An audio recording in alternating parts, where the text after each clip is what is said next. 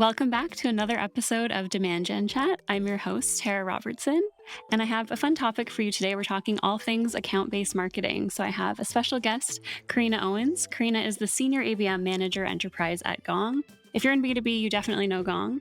Gong enables revenue teams to realize their full potential by unveiling their customer reality. Corrina, welcome to the podcast. Hey, Tara. Thanks so much. I've been a longtime listener, so thrilled to be here with you. Thank you so much. That's so nice to hear. I'd love to hear just really quickly what your team is up to at Gong. Obviously, you're on the ABM team and just what you're working on these days. Yeah, so at Gong, we are having quite a busy year. We are full of focus on new industries. Everybody knows, tech is our bread and butter, but we are seeing use cases beyond, such as in recruiting and staffing. So we are expanding our use cases and messaging quite a bit, as well as launching a lot of new product features and taking Gong on the road for the first time since 2020. So we are quite busy here, but having a great time and a lot of fun creating new creative ways to engage with our audience. That's super exciting. And obviously, I'm super familiar with the demand gen funnel and kind of metrics on that side of things, but curious, what are the main KPIs that your team is working on driving at Gong? And if you could also get into a little bit of just people that are brand new to ABM, what those metrics are that they should be looking at. Yeah, and I love the way you phrase that question because it's quite a different landscape for ABM at Gong than it can be for a lot of organizations. For us, our North Star is pipeline, but also velocity. So we're Mm. aggressively measuring how are we performing and moving our accounts through the funnel. So that's a key focus of ours. But I think for many people, account-based marketing, especially depending on your sales cycle, it can take a while to show the fruits of your labor. So I really encourage people to focus on engagement metrics at the start. So you can start to show some incremental success, some leading indicators of what that North Star could eventually be. And that can be things from may seem seemingly small, but are we increasing the number of target accounts on key pages on our site, like our pricing page or our demo page? So I like to really encourage people that are looking to expand their capabilities with ABM to think about starting small with some engagement metrics before you can start to show some of those North Star metrics that kind of tie a bit more to revenue. Yeah, that makes sense. So get some measurable wins under your belt and then try to build up from there as you're building out that team. Yes, and communicate those wins early and often. Yeah, early. And I think that's a common thread with marketers is we don't shout out our wins quite as much as some other teams might. So that's definitely good advice. Early and often share those wins and kind of build momentum internally as well, not just with your customers. Definitely. And where does the ABM team at Gong fit in with the rest of the marketing team? How is that structured? So right now we sit in the revenue team is what we call it, and we are essentially a Mhm. subset of demand generation. So demand generation and the digital teams are their own function, and then ABM is as well. What I like about that structure is that it does help us to be much more aligned. So of course, I'm going to be touching our accounts in a very unique and specific, customized way. But demand generation is also going to be focusing on them for more of that broader reach, right? And so I like to Mhm. often describe the differences between ABM and demand gen is one is more so about creating. And I think the other is more about nurturing and capturing, right? So making sure that we are making it as easy as possible once we have identified interest or a need, make it as easy as possible for that buyer to have an informed decision about the buying process and us as a solution. Gotcha. So the creating in your case is on the demand gen side of the house. Absolutely. Yes. Yeah, that makes a ton of sense. Creating demand is kind of that's the name of the game, so that makes sense to me. Yep. One thing I wanted to make sure we talked about is I saw a post of yours on LinkedIn. I think you were quoting Kevin Dorsey, but it was basically the gist of it was that some people say customization is better than personalization, but really when you say personalization, that's content that only this one specific person could make sense of or could get something out of. So I'm curious, obviously it resonated with you. I thought it was really interesting too, but have you ever done Yep. that in practice and applied that to a campaign? Yes, and it really resonated with me because it was such a simple way of explaining the difference. I think a lot of times marketing technology likes to put marketing tactics into a box, right? A box that fits their specific use case for their technology. And personalization for a long time has been a part of that. First name token, company name token, enter here. So we've really lost our creative mindset around what should personalization really mean. So I loved his quote that Kevin shared. Kevin, I'm in your inbox. Please give it a quick look. So I do love what he shared, where he said, if it can't only make sense to that one individual, then it's likely not personalized. So a lot of times what we'll do here is, because Gong is such a great product and we have so many raving fans, they're so talented as well that they often move jobs, and it's been just an incredibly volatile market. So it's really Mhm. important for us to keep tabs on where are those different raving fans moving to and making sure that we stay engaged with them. User Gems is what I like to call sales new favorite intent signal. They are just absolutely obsessed with it. And as a marketer, Hmm. anytime you can get sales bought into data, you just run with that. So we've been running with it. And it's helped us to quickly identify who our raving fans are, where they've landed with their new job changes. And Mm. we do personal and outreach, not quite at scale yet. So it's not a templatized workflow, but we do make sure to reach out to them. And again, try and create that raving fan experience, congratulating them on their new job, giving them helpful tools and kits to get them set up for success, depending on whether they're an FCS org or more traditional revenue, new business org, and generate that excitement and experience to hopefully carry that Gong user experience with them into their new role. Um, but it's all about being personalized for them. So it's not something that we could just blanket and do in a templatized way. It is, making sure we know their individual interests, what motivates them. So there's a lot of work behind the scenes too of us talking with the former CS team and getting to better understand them. So to wrap it all up, we do a couple of different things to make sure we're being personalized, but we're really grateful as a team to see these experiences prove fruitful. So it's been Mhm. something that our entire organization kind of rallies behind, is to create those really memorable experiences that you can't necessarily replicate, that it is very individualized and very personalized. So yes, to wrap that all up, Mhm. take a step back when you're doing any kind of campaign or outreach and make sure that, is this something that only this person can read and this will resonate with? That's how you know you're doing something that's memorable and personable. Mhm. And have you ever seen that work on the account side? Because I'm curious, a couple years ago, account-based marketing was basically just like display ads and like insert Right. logo here, and that was kind of it. But It I'm still curious is how for you some. think yeah, I'm curious how you think that's evolved, because I do think some people are still stuck in that mindset. Yeah, it's interesting for me too. I've never quite seen it that way. Again, I try and remove myself a lot from the tech vendor view and how they want me to look at things. But one of Mhm. the ways I've tried to create those personal experiences is actually within like a pilot launch, as an example. So, when you're evaluating any kind of serious technology, there's so many different people you have involved. There's so much paperwork. There's so much minutia that people just forget at that stage that people like to have fun at this at this stage as well. So we would Mhm. often do things for the account where it was almost like a RFP buying committee party where we stepped away as a vendor, but we would set them up for, I'll just say something broad, like, champagne and pancakes to enjoy while they go over Mhm. things. So I think that there's a way you can kind of rally the account and the teams at these accounts to enjoy and have memorable experiences together, so that when they do walk away and they're discussing the different options they have on the table, hopefully you as a company or as a brand come up and make them smile. So I always try and look at it as, how can we create experiences for these groups or these accounts that make them want to come back and talk to us, make it easy, make it fun, make it human.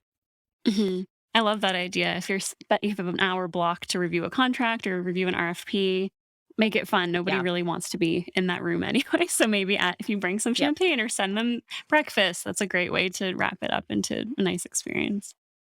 Yeah, exactly. Yeah. That's awesome. Another post of yours that really caught my attention, and I know it had quite a lot of comments. I think it was like 60 something last time I checked. But you basically put out the question of which roles in marketing would you scale, contract, or fire? And I'm curious, I didn't get a chance to look through all of the comments. I'm sure you spent more time than I have, but just kind of what trends were you seeing and what really jumped out at you in the responses?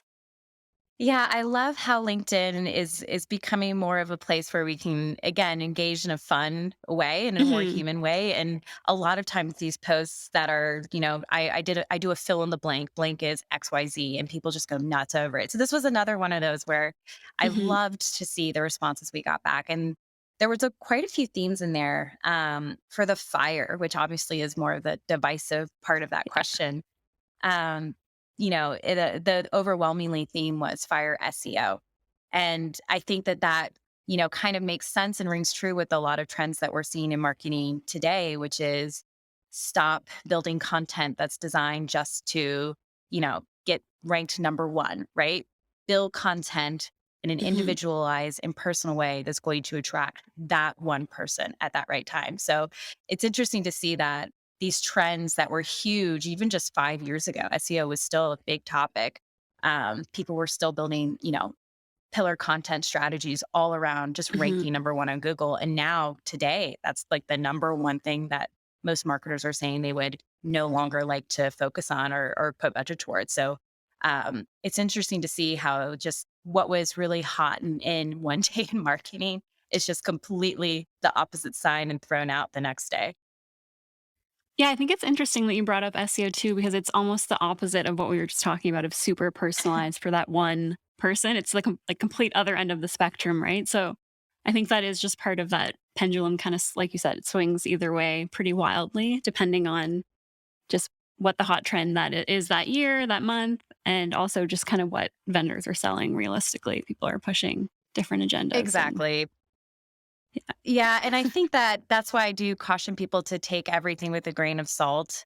Uh, whichever vendor or influencer has the microphone right now, Mhm. it could be thrown out within a year. And so just, caution, always make an informed decision on what you believe is best for your business. Nobody's really going to know better than you.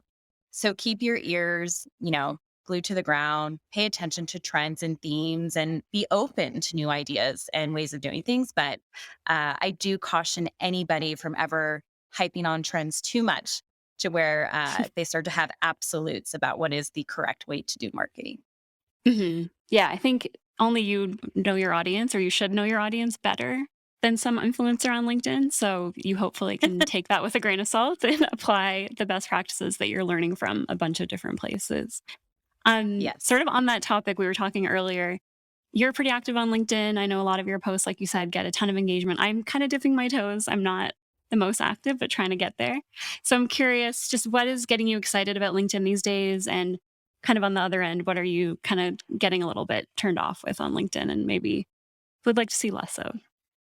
Yeah. Well, I will say I'll start with I'm excited to see that I think people are starting to show up as more of their whole authentic self on the LinkedIn platform. And Hmm. what's interesting is that I do think there's a trend where since this whole work from home digital environment, people are starting to feel like even in their own jobs. I mean, you're in my office right now, right? That used to not be the Hmm. norm. It's by proxy, just how we work. You're already starting to have a much more deeper understanding of who I am as a person. And I'm not just career Karina right now, right? Like you're getting more of my whole self.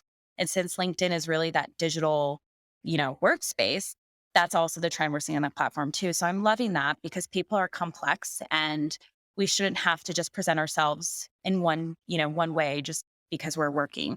Um, the other thing that I'm hoping to see more of and absolutely encourage you to be posting more of, because this will benefit me from a selfish perspective, but there's not terribly many female voices represented in B2B or in tech. And I'm really tired of it.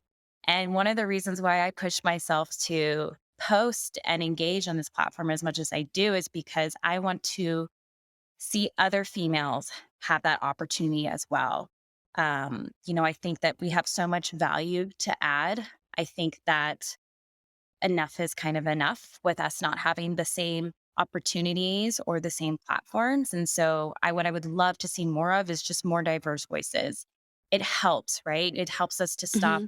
we don't all need to speak the same language all the time. We can accept different points of views and different ways of doing things. And so the way we get there though is to have an acceptance of having more different voices. And I'm hopeful that we'll start to see more of a trend on LinkedIn as well for that. Yeah, I'm definitely noticing a change. And I mentioned that I, in the past, was not very active on LinkedIn. And that's a big reason why. I would log in and just see the same kind of maybe 5, 10 faces over and over. And I just felt like this isn't for me. And I Right. don't know if it was just this year or just that me dipping my toes back into the platform, but I've seen such a change. And obviously it helps because I'm interacting with you. So I see your posts more and all that. But Right. it yeah, it's been a really positive change, and I think the more different voices we can get out there, the better, and hopefully I we can agree. just Well, start to change that ratio a little bit. well, and you're a part of it, right? I mean, I'm grateful that on my podcast list, I have a female voice like you that I can tune into. And I do find that I want to tune into that. And just having the option is, I think, really all we're Mhm. asking for a lot of the time, just having that opportunity. So I'm really grateful that you are a host on this podcast and that I have that opportunity to tune in and hear a voice like yours and other voices like yours. Cool, and I appreciate you joining. So, it wouldn't be the podcast it is without guests, so that's really nice of you to say, but yeah, the guests make the podcast for sure. And then on kind of the flip side, what is it that you think I mean, I already said that I used to log onto LinkedIn and see kind of the same 5 people over and over. Is there any other trends that you're seeing on LinkedIn that you're kind of just over or you wish we could kind of move on from? Oh God, that's a good question. Something I've also shared is how we get stuck in doing the same things for the sake of engagement, right? Mm, So I think yeah. a lot of people were like, oh, nobody's doing video content on LinkedIn. I'm going to do video content on LinkedIn. But all the video really is you in a Zoom meeting with maybe some text overlay of what you're saying. That's not Mhm. video content. I mean, sure, it is, but that's not Mhm. the point of the medium of video content. So I think that I would love, this is LinkedIn specific. I would Mhm. love to see us not fall trap to the algorithm as much as we do. Cause it ends up muddying and making noise unnecessarily. So LinkedIn really is strong with text, and I go to LinkedIn to read text threads. And not to Mhm. say that video doesn't have a place for everybody on LinkedIn, it can, but if you do video, maybe think beyond the generic video upload of Mhm. speaking to a camera with some text overlay. Maybe just a little bit. Yeah, I think you're right about the algorithm. People jump on it. They hear like, "Oh, video is hot right now, so we have to make more videos." And I saw that actually on the last post of yours that we were talking about. A lot of people had video in the contract category, and Mm, I found that funny because we do a ton of video, obviously, at Chili Piper, but mhm. I just can't imagine contracting all of it out because our video team is so just in the weeds on the marketing team and so involved in what we're working on. So I Yeah. feel like that's where you end up with those kind of boring videos is it's someone sending them to like some contractor to do for them and they just sit there for Yep. an hour and make all of these videos probably in a batch and You're so right, and I was actually just in a community forum where somebody was asking the community members, who would you best recommend to go through and do timestamps to find out what were those key pieces of meaningful content from a podcast episode? And my mm, mind went to, oh, well, what was the purpose? Well, they probably landed somebody that they're hoping to close business with. So go to the seller or the AVM lead. What do they know is most meaningful to getting that account or that person to want to sign the deal? So to your point right there, if they had just contracted that out, mhm, it's very, very unlikely that that contract would have known what was meaningful to that business. So yeah, I right. think people get confused with uh, leading too much with getting something done for the sake of getting done, just execution, and not a lot of forethought behind what would make that video content really successful. Mhm. Yeah, and then maybe you can use it elsewhere and not just as, like, some kinda hack for the LinkedIn algorithm, but it could actually be a good piece of content on your website or elsewhere. Yeah, Um, absolutely. Last kind of long-ish form question for you is, I know obviously working with sales is super important to ABM success. I'd love to hear if there's any mistakes you've made in the past or maybe just anything that you've learned working with sales that has maybe been not so positive that you were able to turn around into a learning experience? Yeah, I think it was very obvious to me early on that my background's actually in education. So I'm very familiar with teaching the same piece of content in a variety of different ways to capture different learning styles. And that's something I've really carried with me in marketing and sales. And I never assume that my training or my email or my Slack message lands. And so what I do is I tend to over communicate, which I highly recommend every marketer do when they're working with sales. I've never heard a salesperson say, "Hey, you've reached out to me too many times with helpful information. Please stop." Unsubscribe So from these updates. exactly. Right. Yeah. Um, so I would say that, especially with ABM too, I think a lot of times sales is a missed component of forming who that target account list is, what the strategy Mm, is, what the content is. So also my advice would be invite them early and often to collaborate with you. I mean, they have just as much of a stake in this, if not more sometimes than the marketer does of, these accounts landing and getting these across the finish line. So the more often you can involve sales in your campaign planning or your new content creation or your account list strategy for the year, the better. You will see that you're going to get that buy-in from them much more quicker because you've already shown them that you mhm. validate their experiences and their expertise and you've invited them to the table to help make this a success. Yeah. I think that's really solid, especially for ABM, but I mean, any kind of marketing, if sales doesn't know what's happening, it's always a missed opportunity. If they So, don't if they don't even know where to find your content, that's a missed opportunity, right? Like you've yeah. spent all this hard time trying to get something out in the market. They're going to be your biggest champions for shepherding that piece of content. So simple things like making sure they all know where to find a case study or a specific content piece is critical. Boring, Mhm. maybe, but critical.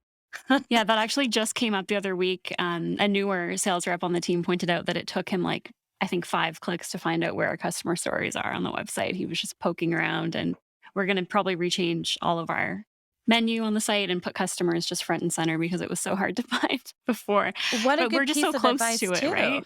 Yeah, we're just That's right. too That's close. right. Yeah. I think, too, that's an excellent point that you guys made that available and listened to them and are now acting upon that. But if they can't find it, it's so much harder for your prospects to find it, and sales is so close to them at any given point. Mhm. So, yeah, keeping that on, like, always listening with your sales team is critical. Yeah, for sure. Great. So, just a couple quick fire questions to wrap up our chat. First one, is there another marketer that you follow that our listeners should go check out? Maybe give them a follow? Yes, Liam Maroney. He is a fantastic marketer, incredibly seasoned around all things demand generation. He Mhm. has his own podcast as well called Marketing Revisited, and he just does a really excellent job at breaking down very complex topics. And Hmm. he's incredibly inclusive as a marketer as well. So he's definitely somebody I would recommend you check out. Great. Yeah, I've seen his name come up a bunch lately. I wonder if it's from commenting on your post, but Oh, definitely someone that we should all go check out. And what's an under the radar? Could be a channel or a tactic that your team is loving right now.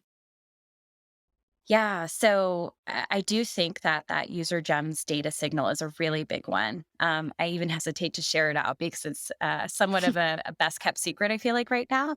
Hmm. But again, it's their capabilities of being able to track many different data signals. So LinkedIn Sales Navigator, your own data about, NPS scores, et cetera, and then following them around and surfacing up that information in your CRM is critical. And then generally, too, I just think we're still underutilizing communities and forums. And so things like Reddit and Quora, there's so much, especially for sales professionals, there's so much content and questions being asked in those forums and just showing up with helpful content that I'm sure most vendors have Mhm. in a way that's not spammy. So, don't just drop in your bit.ly link here, but actually Yeah, offering especially up on some. Reddit. You'll get Yes. skewered for that. Oh, oh, yes. Yeah. Yes, you will. But yeah, just Mhm. offering up and digesting or distilling down, I should say, that information in your content piece and putting in those forums, that builds up so much trust and credibility, and you'd be surprised at the amount of eyes that you're getting on that. And lastly, where can we go to follow you and find out more about you? Yeah, I am very active on LinkedIn, Corrina Owens, Mhm. Corrina, very commonly misspelled. So it's the only reason why I spell that out. And then I'm also experimenting with TikTok. So you can also find me on there at featuring underscore Karina. Great. And we'll put those links in the show notes for anyone who wants to give Karina a follow. Thanks so much, Karina, for your time. Thank you, Tara. So appreciate it. Great. And thanks everyone for listening. I'll see you back here in 2 weeks for a brand new episode.